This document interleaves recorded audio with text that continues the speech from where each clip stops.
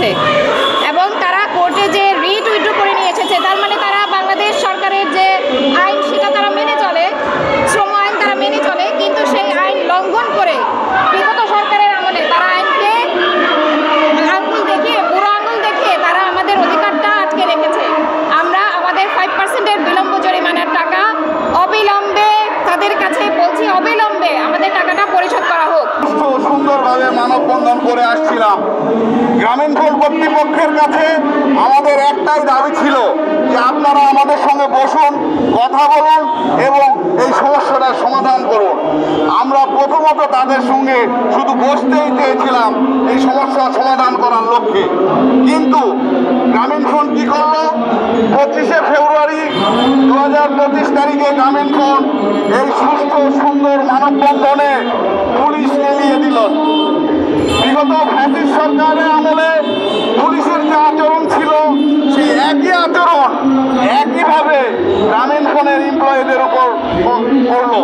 গ্রামীণফোন কর্তৃপক্ষ আমাদের উপর পুলিশ লেলিয়ে দিলেন, লাঠিচার্জ করলো, কাঁদনে গাছ ছাড়লো, জল কামান মারলো, আমাদের ভাই বোনদের গ্রেপ্তার করে নিয়ে গেলেন। আমাদের মহিলা কলিগ যারা ছিলেন তাদেরকে টেনে হিঁচড়ে পুলিশের ভ্যানে উড়ালেন এবং 29 জনের নামে মিথ্যা মামলা করলেন। এই মিথ্যা মামলা এবং আমাদেরকে গ্রামীণফোন যে হয়রানি করছে এর জবাব দেওয়ার উদ্দেশ্যে আমরা আজকে প্রেস ক্লাবের সামনে দাঁড়িয়েছি। উদ্দেশ্য একটাই, আমরা কোনো ভিক্ষা চাইতে আসিনি, আমরা কোনো অনুদান চাইতে আসিনি, আমরা কোনো করুণা চাইতে আসিনি। এরপরেও আমাদের 29 জনের নামে মিথ্যা মামলা দায়ের করেছিল গ্রামীণফোন। আমাদের এই বর্বরচিত হামলা, আমাদের উপরে এই জল কামান ব্যবহার, এই খবরগুলো বাংলাদেশের মেইন স্ট্রিম মিডিয়াতে তখন আসেনি।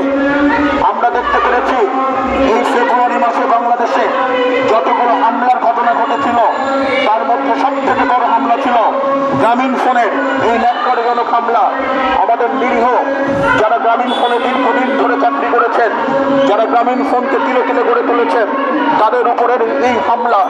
কিন্তু দুঃখজনকভাবে বাংলাদেশের কোনো মিডিয়াতেই এই খবরটা আসেনি এবং গ্রামীণফোনের যে সিইও সে মিথ্যাচার করেছে, সে বিভিন্ন জায়গায় বলার চেষ্টা করেছে যে এই হামলার সাথে তারা জড়িত না, গ্রামীণফোন স্বতঃস্ফূর্তভাবে এই হামলা করেছে। কিন্তু আমরা স্পষ্ট দেখতে পেরেছি আমাদের উপরে যখন হামলা করা হলো বিনা উস্কানিতে, তারপরে আমাদের নামে মিথ্যা মামলা দায়ের করা হলো, সম্পূর্ণ মিথ্যা মামলা। এই মামলার বাদী ছিল গ্রামীণফোনেরই একজন কর্মচারী, তার নাম হচ্ছে মঈন। এই মঈনকে দিয়ে সিইও আসির আজমান এই মামলা দায়ের করিয়েছে এবং তারপরে তারা অস্বীকার করছে যে এই হামলার সাথে তারা জড়িত না। আমরা 2 ডিসেম্বর থেকে যখন আন্দোলন শুরু করি গ্রামীণফোন অফিসের সামনে, তারা বিভিন্নভাবে আমাদেরকে বাধা দেওয়ার চেষ্টা করেছে, বিভিন্নভাবে আমাদের সাথে মিথ্যাচার করেছে, আলোচনার নামে টালবাহানা করেছে এবং তারা আমাদেরকে আইনের কথা বলেছে যে আপনারা আইনের মাধ্যমে আসুন। আমাদের যেই পাওনাটা পাওয়ার কথা ছিল আমার 10 সালে, সেই পাওনার জন্য আমরা আসছি। এই যে 2025 সালে 15 বছর অতিবাহিত হয়েছে, আমাদের ন্যায়সঙ্গত পাওনা তারা দিচ্ছে না।